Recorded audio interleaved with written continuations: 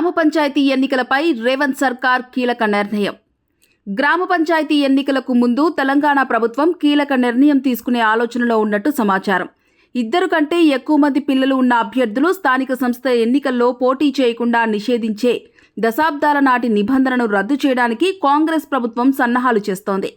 తెలంగాణ పంచాయతీరాజ్ చట్టం 2018లోని సెక్షన్ 21(3)ని తొలగించే ప్రతిపాదనను తదుపరి మంత్రివర్గ సమావేశంలో ఉంచుతామని ముఖ్యమంత్రి రేవంత్ రెడ్డి సన్నిహిత వర్గాలు ధృవీకరించాయి. 1994లో ఉమ్మడి ఆంధ్రప్రదేశ్ కాలంలో ప్రవేశపెట్టిన ఈ పరిమితిని ఎత్తివేయడానికి మంత్రులు ఇప్పటికే ఏకగ్రీవంగా మద్దతు తెలిపారు.